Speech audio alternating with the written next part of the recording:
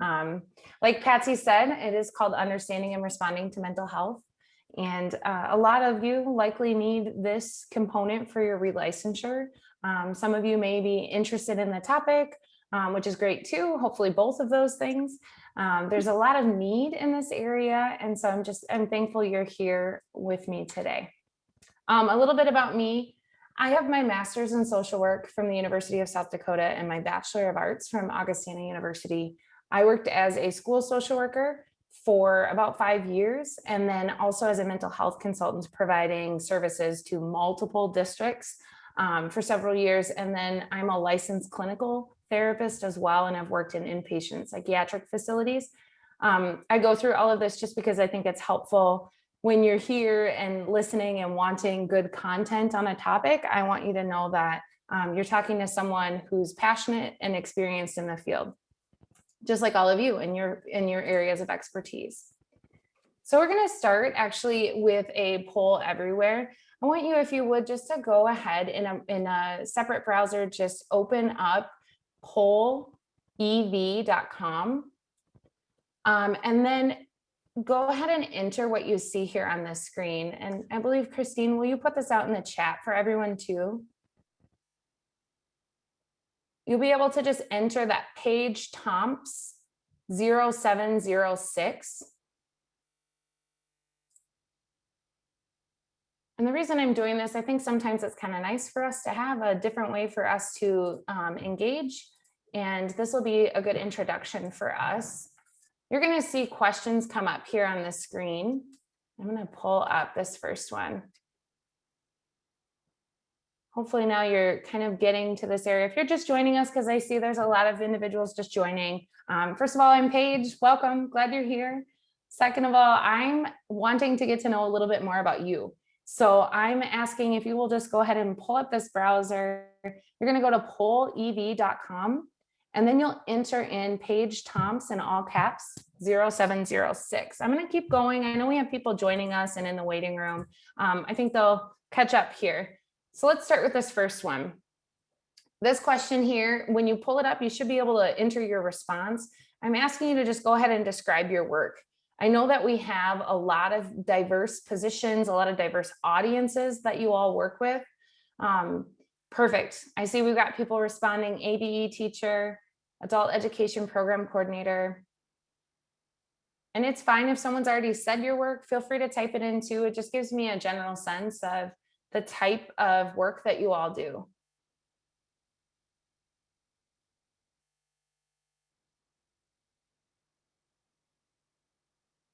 Great.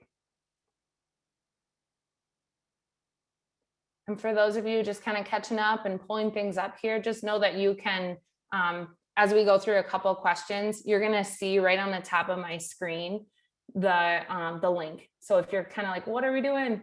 It's okay. Just go ahead and join us at the link there, pollev.com. Perfect. Okay. We have a lot of individuals in the same types of positions, probably working with various audiences, I would think, different populations. Potentially, but great. Okay.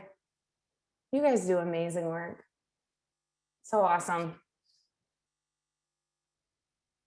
All right, wonderful. I'm gonna pull to the next slide. The next question I have for you.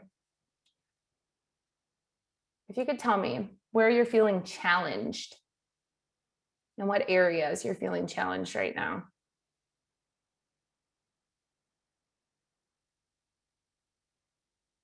I know we're living through a pandemic, so we've all got plenty of challenges. Just do a plug while I'm waiting for responses that as we think about our challenges, knowing that there is a self-care session today and it will be a good one. So hopefully you'll join for that. Yes, not able to get together with your students, juggling too many things, respect. Yes. Yep. I'm guessing there's other people here who are nodding their heads, because as you scroll through these and see, I can kind of scroll through them so you can see too, but we've got a lot of things that are probably in common, trying to meet the needs of everyone, trying to stay connected.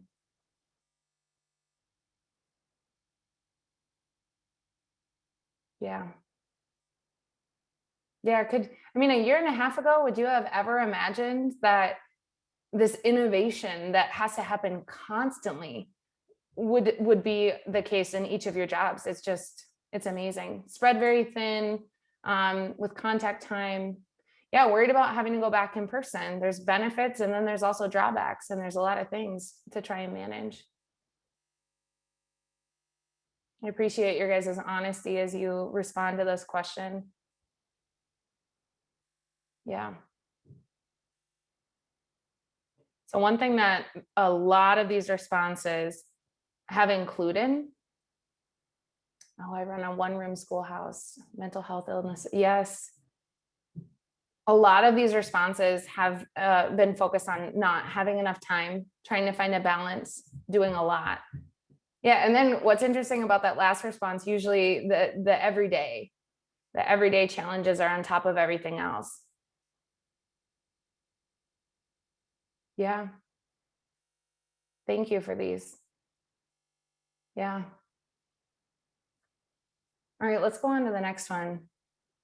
I think I have one more here for you. Yeah, pleasing funders in the midst of all of this, and dealing with things like donors too on top of this, and trying to figure out, there's so many areas, so many impacts. There's not a single impact of life right now. No one is coming through this pandemic time unscathed. Whether someone's it's homelessness was mentioned, and different abuse situations, or losing your job, or food. There's just so many different things that our stakeholders are struggling with. I'd love to hear from you about what topics you most hope we'll cover during this mental health training. And as you're typing them, I'm just gonna kind of tell you why. I've done a number of mental health trainings over the years, and one thing that I've learned more than anything is to really ask the audience what they want to hear about, and then also to allow for the trainings that I do to actually be honest and interactive. Because what often happens with mental health is people don't ask the questions that they want to ask, and they have them. And so I want this space to be a safe space for you to be able to answer, or to ask questions and to have them answered. I see practical tips, how to intervene, offering resources. Yeah. What happens when it all goes wrong? Motivation.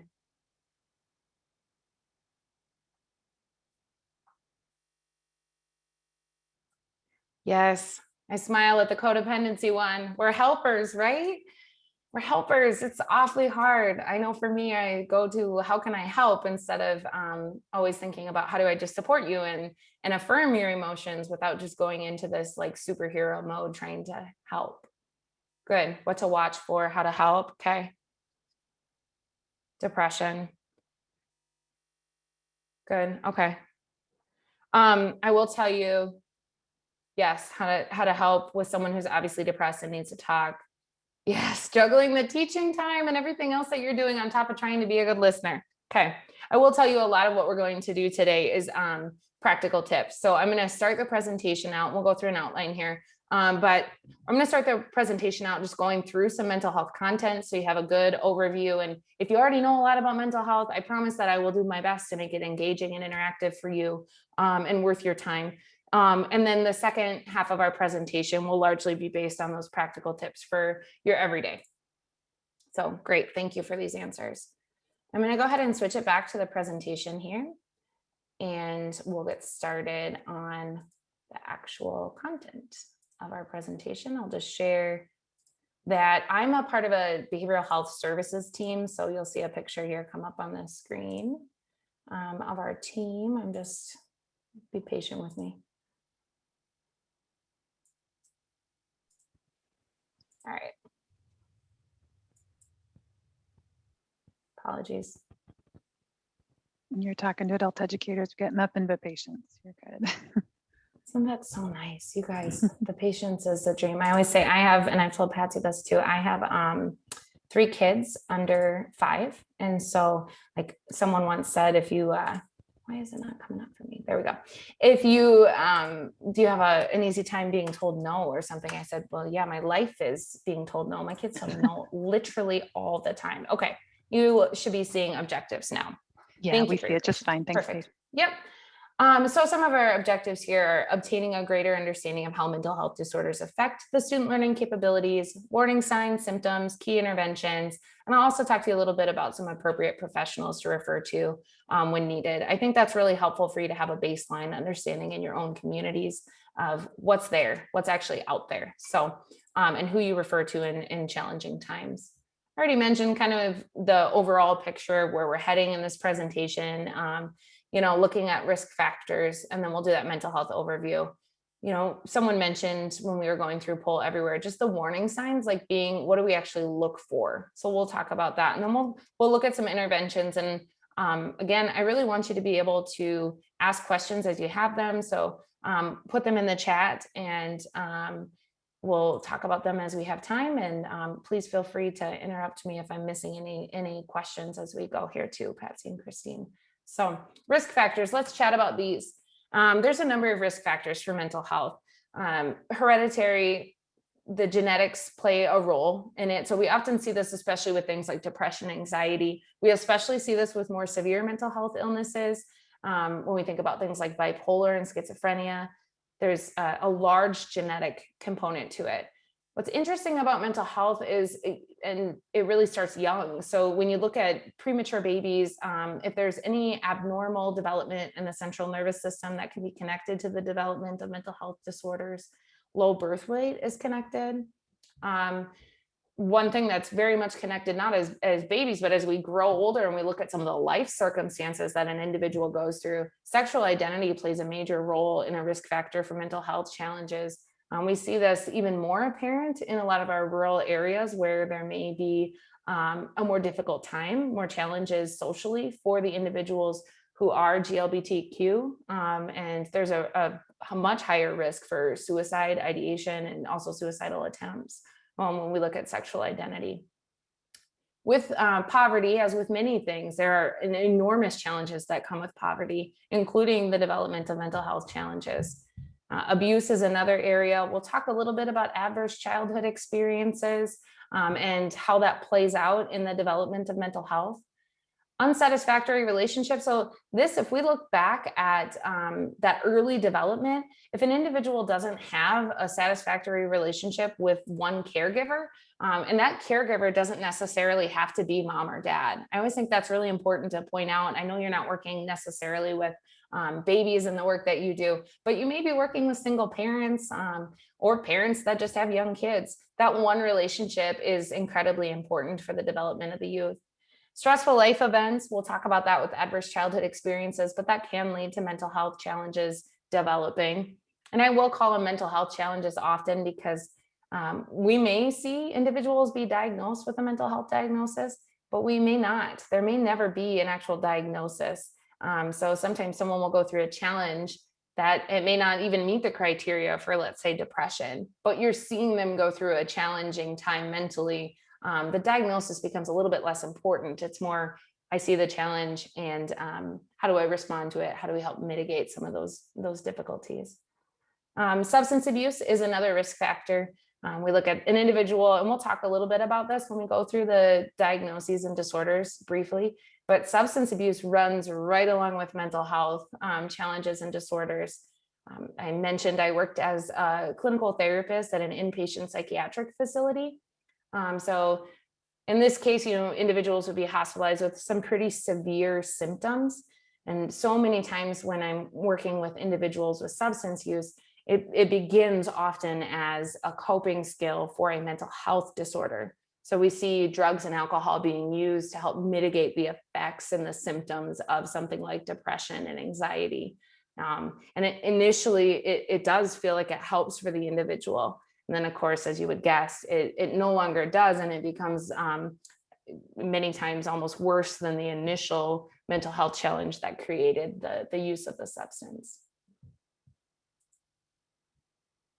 Okay, I just want to make sure I'm not missing anything in the chat. Perfect. Interrupt me if I do. All right, so other risk factors, racism and discrimination. Looking at the last year and thinking about 2020 and many of the conversations that came within 2020, I think it is a very good time as educators to be really critically analyzing the work that we do and ensuring that none of the endeavors that we are tasked with are creating any systemic racism or emboldening any of that or discrimination. So I just think there's good some self-analyzing that can occur as you know, an output of some of the difficult conversations that we've had in the last year, and certainly the circumstances that created them. We do see response to personal illness as a risk factor. I worked with a number of individuals who had things like fibromyalgia, asthma, even food allergies, seizure disorders that started with a physical ailment, a physical illness, but then I'm thinking of one individual who had asthma, for instance, and that later led to the development of anxiety. A lot of generalized anxiety disorders surrounding like, when am I going to have my next asthma attack? And what if I don't have my inhaler? And, you know, what will other people think of me? How will they help me? So very interesting how mental illness can certainly come right alongside that physical illness. We also see side effects of medication, which unfortunately is all too often overlooked. You know, really looking through what medications an individual is on, both like prescribed medications, and we certainly see a lot of individuals using like homeopathic remedies. And so just being aware of what an individual might be taking and how that could affect them. Brain injury is another risk factor. You know, worked with a lot of individuals with traumatic brain injury, and has led to a number of mental health challenges. Not always, but certainly that is a pretty predominant risk factor and one that's considered in those cases. I have a hard time not smiling when I say learned behavior, because for all of you who do just incredible work with individuals, adults, and you see then how those adults interact with their families at times. And so when we think about like learned behavior, it's important to note that sometimes we're learning from those we're around. So this is good and bad, but and not to say that there's no self-awareness on any of our parts. We're all learning. We all emulate what we're around. But be mindful. A risk factor could be what is another person in the home saying? Is that the same language that this individual is using? I've had youth who have said things like, you know, I'm having a panic attack, but then they're like 5 years old and they don't know what a panic attack is. Well, that kind of tells me a little bit more about maybe who might be having a panic attack in the home. So just being aware of some of those learned behaviors. Chemical imbalances, seasonal changes. Obviously, a lot of you probably are aware of seasonal affective disorder here in the Midwest. I live right along the border of South Dakota and Minnesota. So definitely feel the effects of weather here in the Midwest, and the -40 week was not all that fun. But when we think about seasonal changes, we know that seasonal affective disorder is something that can be a very high risk for those struggling with depression. And we live in the Midwest, so it's much more of a concern here. And thankfully, I'm guessing where you all are is as beautiful as it is here. It's gorgeous outside today. So emotional qualities can be tied as risk factors developmentally, temperament. And then I kind of mentioned the caregiver role. If there isn't one person who's actually checking in and working with the youth, and you know, when someone's young, if they don't have someone who's actually attending to them, that's going to be a risk factor for future mental health challenges. I'm hoping that some of you have heard of adverse childhood experiences. You'll see it referred to as ACEs, which I know in the adult learner world, that's an acronym for a different thing. So bear with me, but adverse childhood experiences, ACEs as they're called, look at different experiences a child has and how it affects them in adulthood. So when you look at the screen, you're going to see, you know, abuse, household challenges, and neglect. When this study was initially done, it was looked at on the kind of the concept, the basis of how does it affect physical challenges later in life? And it was immense. It affected things like obesity, smoking risk, cancer risk. When someone goes through something that is difficult in their childhood, it can have lifelong effects. It doesn't always have lifelong effects, but it can have lifelong effects. And this is important for you working with adult learners who may have gone through emotional or physical abuse as a child. It's still potentially affecting them in their day-to-day life as an adult. Same thing with like domestic violence. If an individual witnessed their parent being battered or abused, it can continue to affect their ability to function day in and day out, even as an adult. So being aware of this, I think, is very important as educators, and knowing that ACEs are very common. Again, ACEs being adverse childhood experiences. If we can prevent them, we could reduce a large number of health conditions. We also know some children are at greater risk than others. And when they've done financial costs and looked at the fiscal costs of adverse childhood experiences, it's immense. I don't have my notes in front of me to actually give you the cost, but I will throw them in the chat. It is unreal, the effect when you have something go on in childhood, how it continues to affect things like lost earnings. We look at people who are in the criminal justice system. You look at how many of those individuals have gone through adverse childhood experiences. It's a lot, and it's something to be aware of. And I would just encourage you, since we're just kind of scratching the surface here, I would encourage you, if you haven't learned about this study before, just write it down and take a look at it a little bit later and see how it affects the people that you're working with. There's a lot on there about specific audiences. You can look at it by counties, by state. Very worth your time to take a peek at. You can see a little bit more about, as you work through adverse childhood experiences, how it influences overall health and well-being. So the more adverse childhood experiences that an individual has, the greater risk for things like disease, disabilities, social problems, early death. Some studies have shown initially, when an individual had multiple, I think it was 5 or more adverse childhood experiences. So to put that into context, that's like going through like domestic violence, physical abuse, sexual abuse, neglect, maybe divorce, all of those things. If you put all those together, one study showed the life expectancy was 2 decades shorter than those without an adverse childhood experience. So we're not just looking at things like the lost earnings or jobs or any of those things. We're also just looking at the life expectancy of an individual. So again, just something to be really aware of. Back here. I want to show you this video here. And part of why I want to show you this is because I really felt that when I watched this video, it resonated with a lot of the work that I feel like you all are doing. And so I hope that it resonates with you. I want you to just kind of watch and see if some of the information in here aligns with the actual work that you're doing in your communities. So, and I've got the sound shared, so we should be good to go. Hi, this is my neighborhood. I grew up in this building. This is a great community now, but it's had its share of problems. When I was a kid, our community had high unemployment, a lack of resources for families, and lots of kids hanging out with no adult supervision. You might have heard about adverse childhood experiences, or ACEs.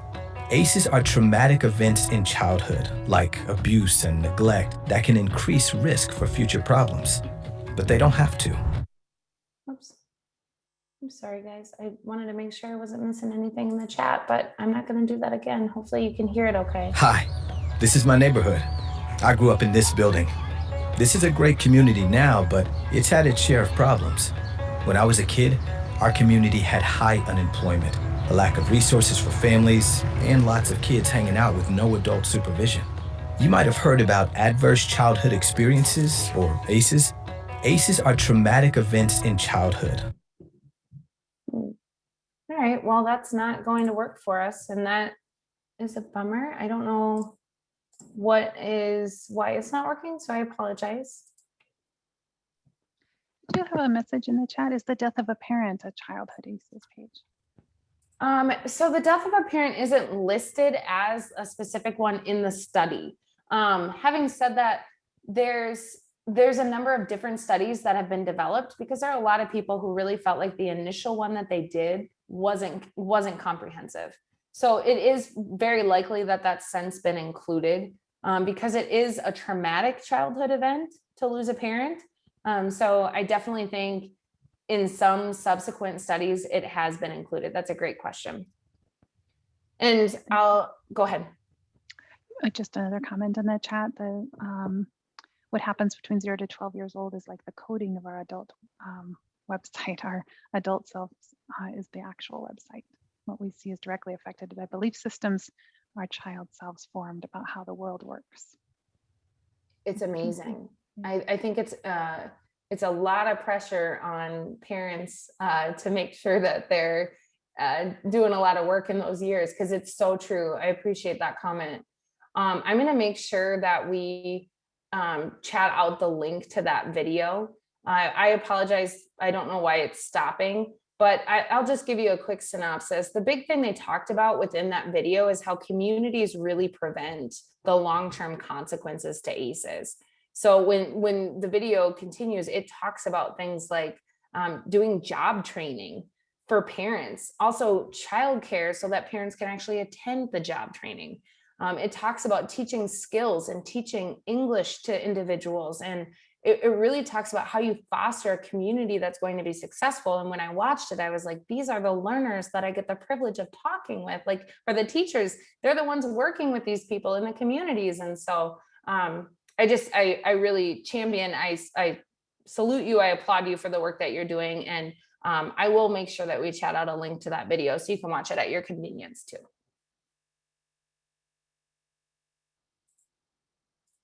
All right. And please do continue to interrupt if there's any questions. I'm going to have you just take about 5 minutes is all this will take. We will be sending out a link to this quiz in the chat. And it is just a short mental health myths quiz. And the real goal with this quiz is to get a better sense of where you're at with your understanding of mental health. I don't see your results, just so you know. There's no one that can see them. It's just you.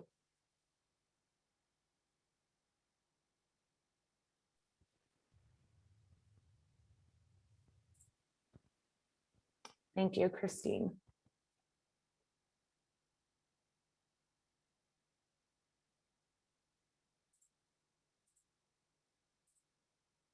So go ahead and go to that link there.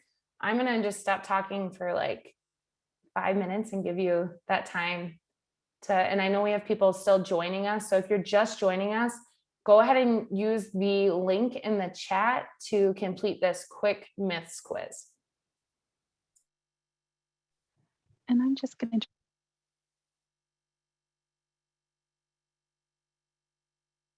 last name. That's why we had to put people in the waiting room. If you don't have your first and last name. You kind of went in and out. So do you want to repeat that? Why don't you go ahead, Christine? Okay, we have some folks we've had to put back in the waiting room, and we need you to change your screen name to your first and your last name to remain in this session. So Patsy or I, if you want to direct chat to Christine Kelly or Patsy Egan, we're happy to let you know the directions on how to do that, but we do need you to do that. So thank you for your understanding.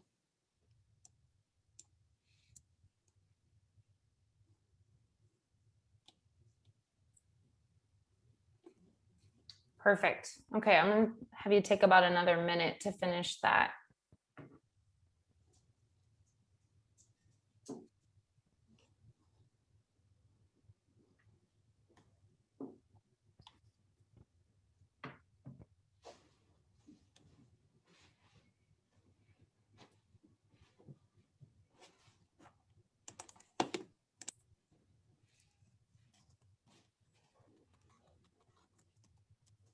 So some of the myths, and you can keep going and finishing that quiz as we get kind of geared back up to start here, but some of the myths that we often see is that people with mental illness are violent or unpredictable. And I really like to point out that that is very false. You can see on the screen here, only 3 to 5% of those acts are attributed to individuals living with the mental illness. And actually, people with severe mental illness are actually over 10 times more likely to be victims of crime. So I think that's helpful, because if we're being honest with ourselves, as we go back here, if you're really thinking about it, oftentimes this is what may stop us from helping, is this fear of violence or unpredictability, instability, worry about ourselves. Like, well, is this safe for me to respond to? I'm not sure. And I'm by no means trying to take away any personal safety concerns, but I do want to point out that that people living with mental illness are very wrongfully thought to be violent or unpredictable. This is a very common myth. We've already talked about this, but mental illness is not brought on by a weakness of character. That this is unfortunately something that has been thought for decades, and it's a myth that has really caused problems for people reaching out for help, especially in rural areas, but all over the place. It really becomes then this sort of like, well, just pull yourself up by your bootstraps, right? You're going to get through this. You just aren't tough enough. And that's not true. It couldn't be further from the truth. There's a lot of interactions that occur. It is no one's fault. No one asks for a mental illness. No one asks for an addiction. In fact, mental illness and addiction are some of the only illnesses that an individual is blamed for or judged for having. And so I just think it's really important to be aware that these are not things that an individual creates or asks. I also think that another myth is important to be aware of. Mental health conditions are permanent. That's what people often believe. But there's a lot of hope for people with mental health conditions, and there's a lot of treatment, and some of those treatments may include things like medication or therapies, but they're not always permanent. Moving on a little bit here, but mental health is how we think, feel, and act, and everyone has mental health, just like we all have physical health. Mental health disorders are diagnosed illnesses. Now, if we think about just our mental health, these are, how do we think? How are we feeling? What emotions are we having? How are we acting? Well, we'll talk a lot with our self-care session this afternoon after this about how we can change the way we think and feel and act in these stressful situations we face in our day-to-day work. But mental health disorders are diagnosed illnesses that affect the ability for an individual to learn, to function in day-to-day life, to do things like work, go to school, maintain relationships. All of those things are affected by a mental health disorder. Yeah, 1 in 5 individuals in the United States live with mental illness. 1 in 5. So you think about the people that you work with, those that you serve, those that you teach. There's a number of individuals that you're engaging and interacting with that are struggling with mental health or have a mental health illness that is managed well, but maybe have a history of a struggle.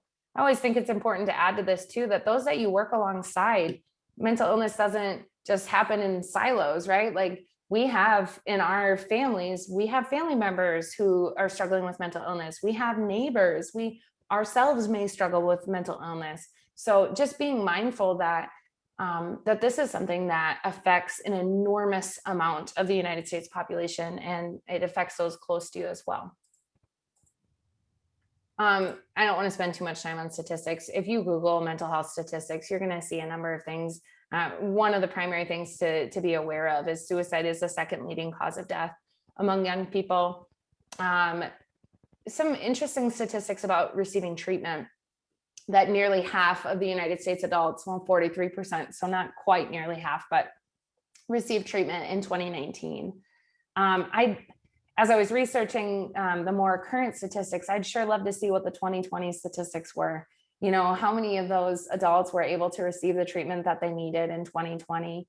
And certainly everyone faced a lot in the last year, but those trying to get therapy and get help face a lot of barriers. It's important to think about how mental health affects things like, we talked a little bit about jobs or education, but also looking at like ER visits, 1 out of every 8. We look at homelessness, 20% of those people experiencing homelessness have a serious mental health condition. And I always think about studies like that, that number is likely very low, because how do you go about assessing that? I would imagine that number would be quite higher if you were able to actually engage with all those who are homelessness and do full assessments. And then 37% of adults incarcerated in the state and federal system have a diagnosed mental illness. And again, that's diagnosed. So there's a number of individuals struggling with mental health challenges that may not meet criteria for a formal diagnosis. All right, so why do we care? Mental health problems are common. People are not always well informed. We also know that the sooner an individual gets help, the better the outcomes. And we know that professional help is not always on hand.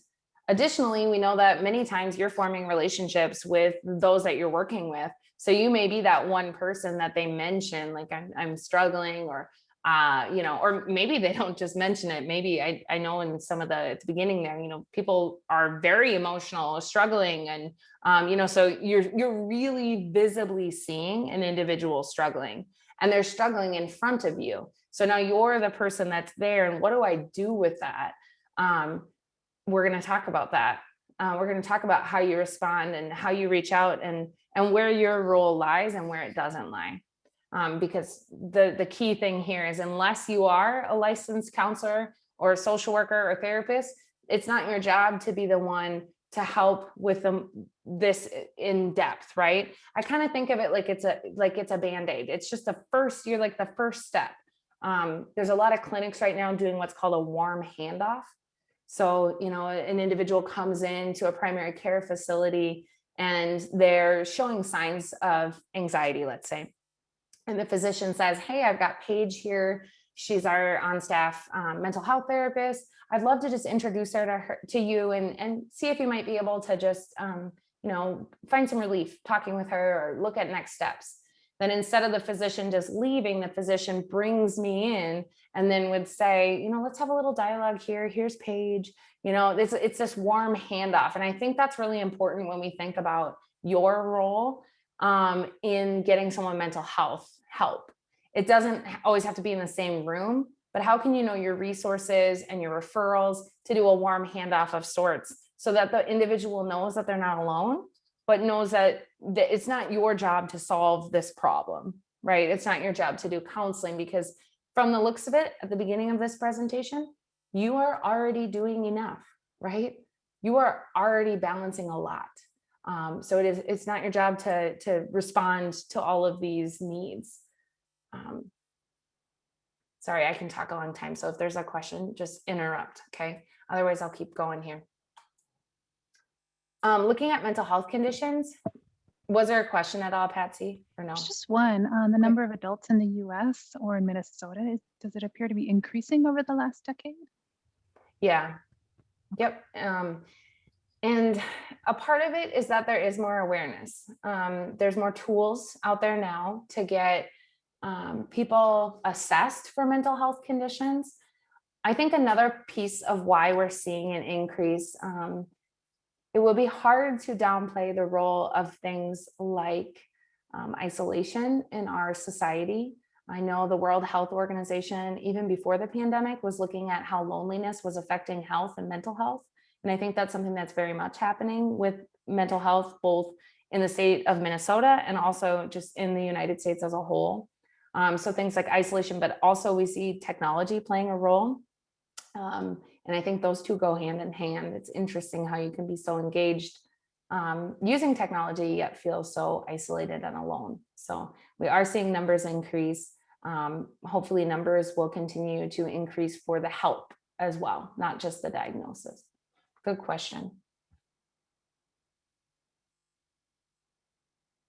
Okay, so looking at behavioral disorders, I'm just gonna kind of go through this section a little bit quicker, primarily because I wanna get to the meats of this, right? Like the meat of the presentation is, what do I do?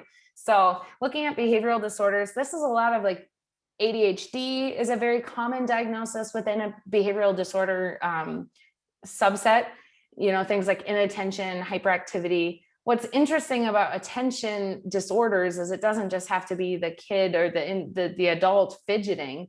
Impulsivity can be a key part of the attention deficit disorder. So being mindful of that.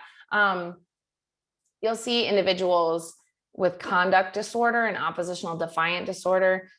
Those of you that work in correctional facilities, I'm preaching to the choir.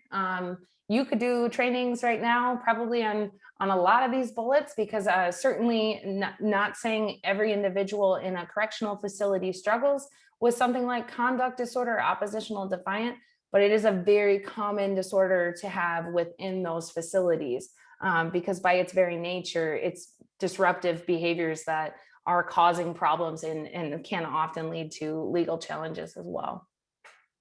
Anxiety disorders. Most people are pretty familiar with anxiety as a whole. It's probably the disorder that's talked about with the most ease in our society, because people will say they're anxious about a test, or they're anxious to be a grandparent, or they're anxious for this or that.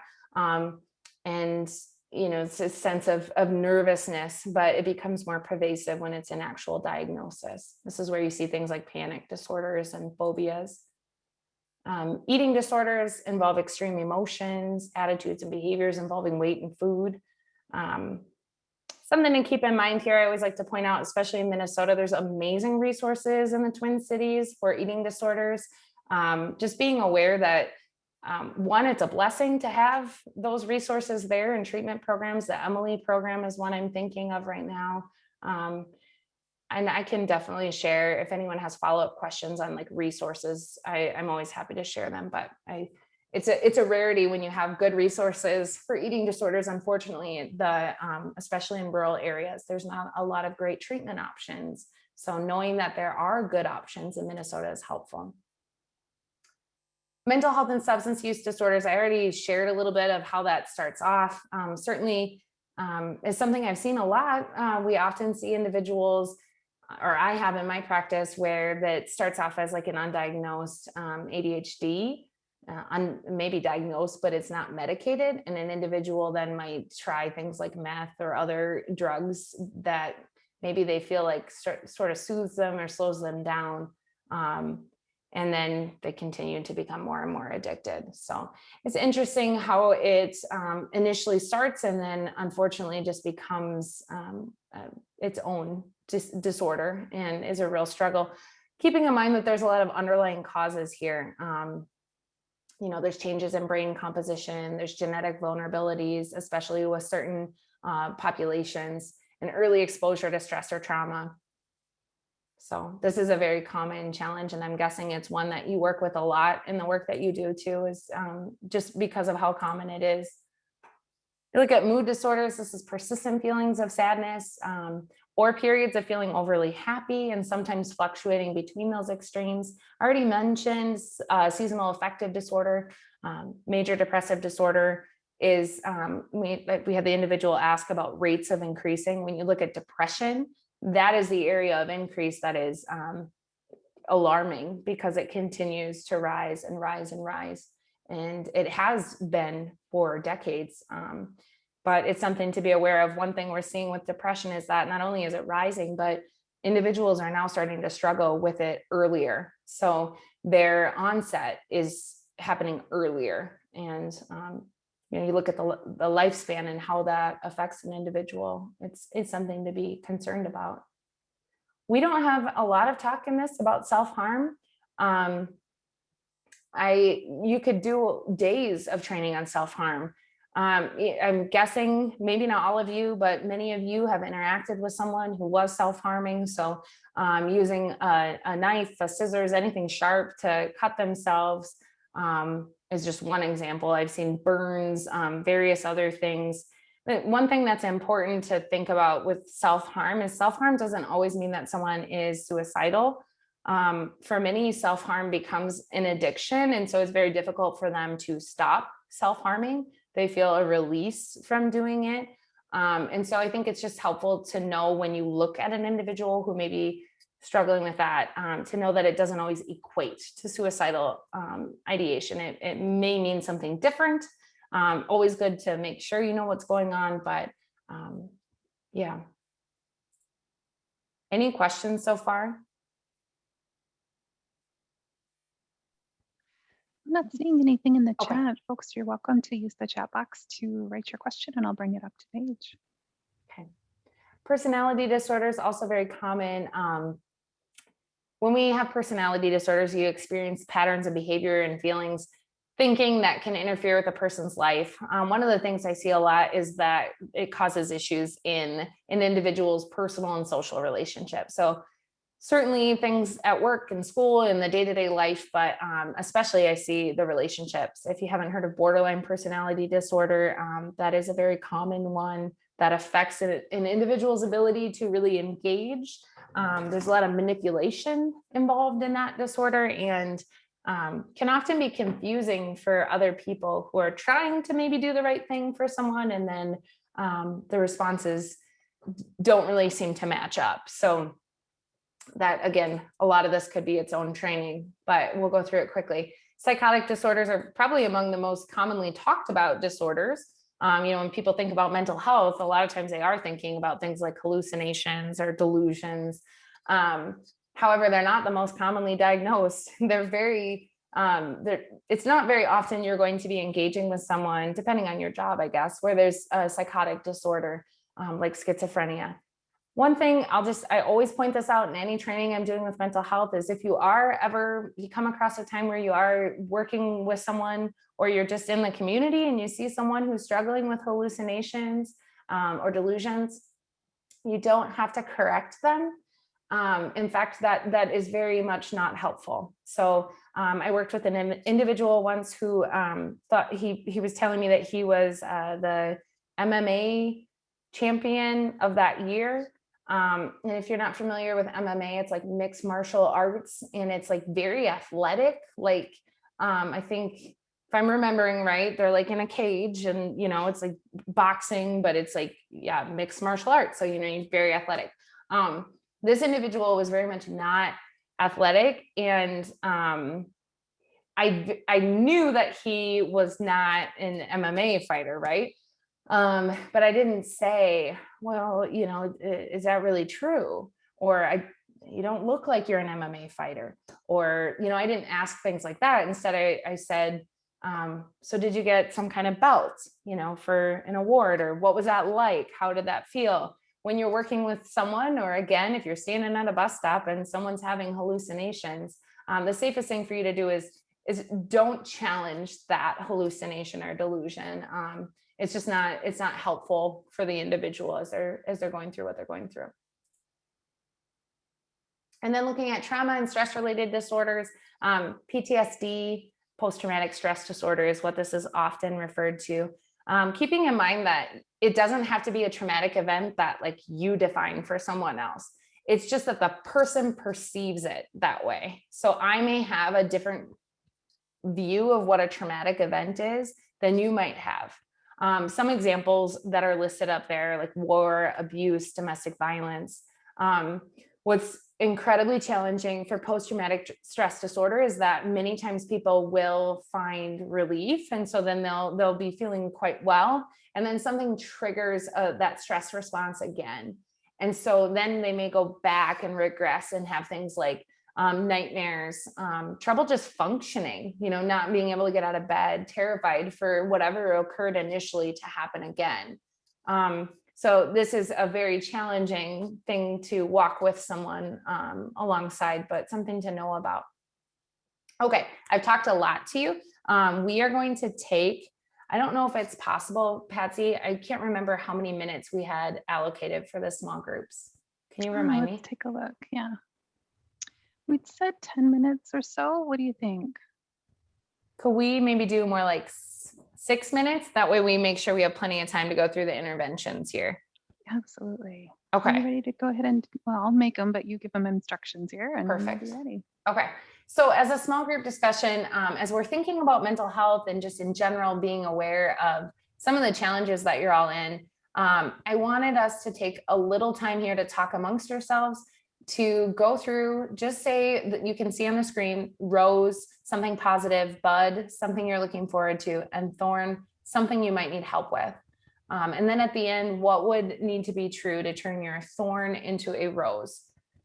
So just go ahead in your small groups. You'll see when it's time to come back, welcome you back. But hopefully this time can be an engaging time for you to communicate a little bit and share. It doesn't have to be mental health related. Could be about anything.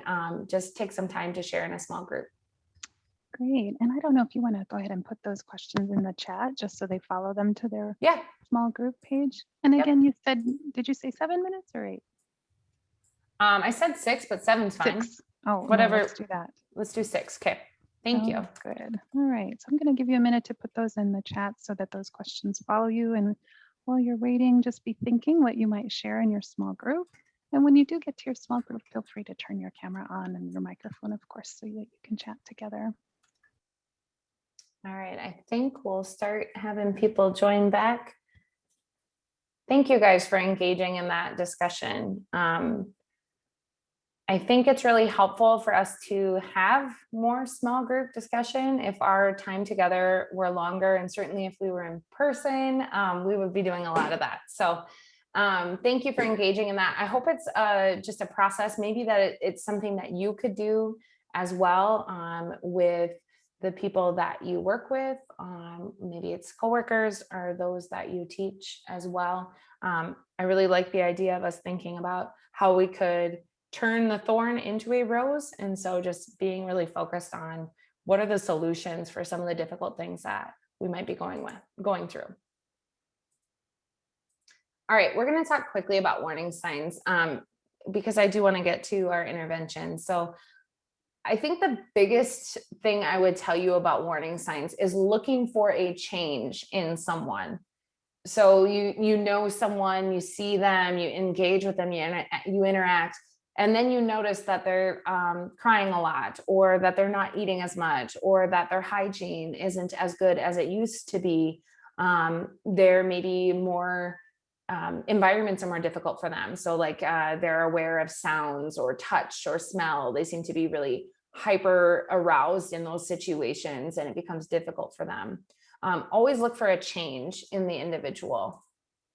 You know, warning signs can really range. If they're typically engaged with you and they like to talk and answer questions, or maybe they smile and laugh and then they're not doing that, or if they were able to concentrate in the past, but now they're struggling, they can't stay on task, they maybe are not able to engage in what they previously were doing. Again, a change, a drop in functioning. Sometimes you'll see physical complaints too, like headaches and stomach aches are very common when it comes to mental health. You may see things that are very obvious, like unusual or exaggerated beliefs, very strange behaviors. Those are very much red flag warning signs. If someone is obviously talking about something like suicide or killing themselves or killing someone else, that's a warning sign that's very clear to us, right? That individual is in crisis. We're hoping to catch these issues much earlier than that, though certainly you never know when an individual may come into your practices, into your lives. So it's something to be aware of in general. I know that's like a minute on warning signs, but it's important to me that we get to this. So one thing to take away from today's presentation is this: the average delay in seeking help from the start of mental health symptoms is 8 to 10 years. 8 to 10 years. So much goes into this delay. A lot of it is where we started at this presentation: the myths, the judgment, the worry about someone knowing their vehicle in a mental health clinic, or the worry about what it means to be diagnosed with a mental health condition. A lot of it is also just, I don't know where to go. I don't know who the resources are. I don't know how to get help, right? So there's a delay here that's pronounced. And in many cases, in the work that you do, you're seeing an individual potentially in this delay, meaning you're seeing the warning signs, you're seeing the escalation. So within these years, often we may interact with them. So how do we interact? What do we do? One thing we have to do is have a positive social context. We have to try and show appreciation for what every individual brings into your classrooms, into your workplaces. How do you find a strength of the student and build on it? And part of the challenge in this is you're being asked to do so much in your day-to-day work. So the things that probably drew you into your work, the passion, the connection, the seeing progress, the relationship building, that has become more difficult, likely in the pandemic, or at least if not more difficult, different. And so it's hard to manage the tasks and then also figure out, well, this individual is super passionate about this, or is very talented about in this area. But as much as you can, trying to build that positive rapport and creating a space that is open and welcoming to everyone. showing respect for individuals and their families and the different cultural backgrounds that an individual may come from. And this may seem super basic to you, but this is how that positive relationship actually develops. It starts from the feeling they get just in engaging with you, even if it's through a screen right now. A positive social context, knowing that you're a safe space and that you're someone that they can actually talk to. Understanding diverse student cultural components that shape behavior, knowing that there's awareness, there needs to be an awareness. Now, there's terminology like cultural competency. The challenge with the term like cultural competency is it's kind of difficult for any human being to ever become competent in all cultures, right? Like that is nearly impossible because there's so many cultural backgrounds, and within one culture there's a number of subcultures. And so the idea of competency was really big when I was in grad school, and since it's kind of become more of this awareness because competency is really hard to attain. So awareness means being curious, being open, being willing to learn, also being able to say, like, I may not understand that worldview. I may not know it. Can you teach me more? Can you tell me more about that? I worked with an individual who spoke I've worked with a lot of individuals, as have a lot of you probably, who have spoken no English. I think of one who was a Chinese speaker and was really struggling emotionally, a lot of challenges.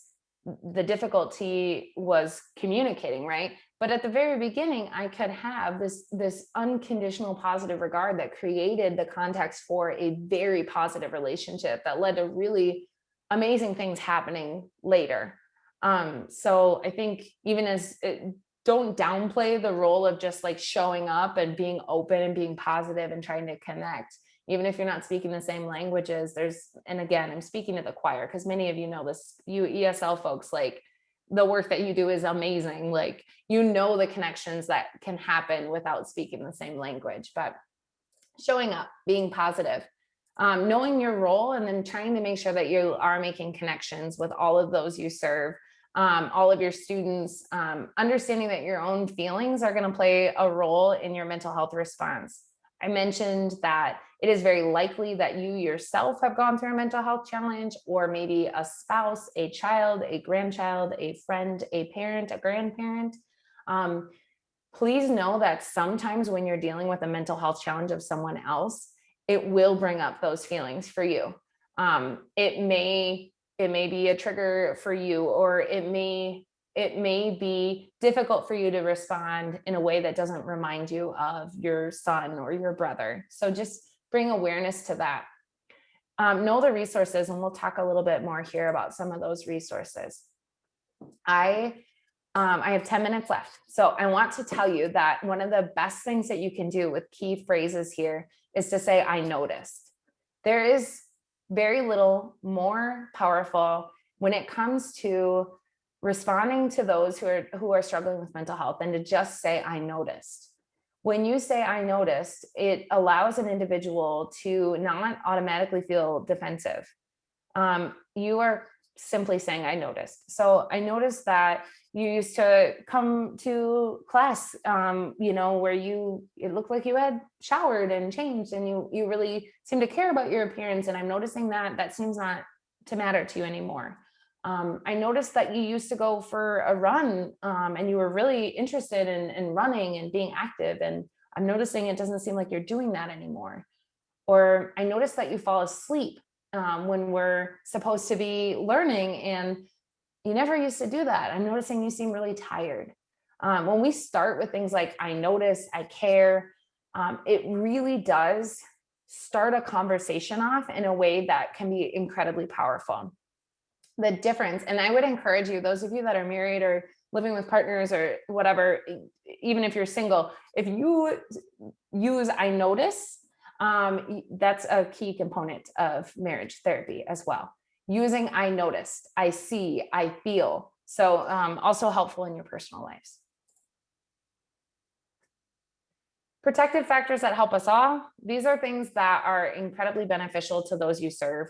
So practices that are going to build up self-esteem and self-awareness, Even that exercise we just did with the rosebud thorn, that is focusing on your self-awareness. At the beginning of this, I asked you to think about, things in the last, some of the challenges you've had.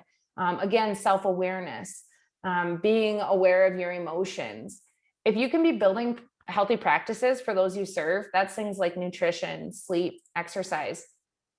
That's a major protective factor.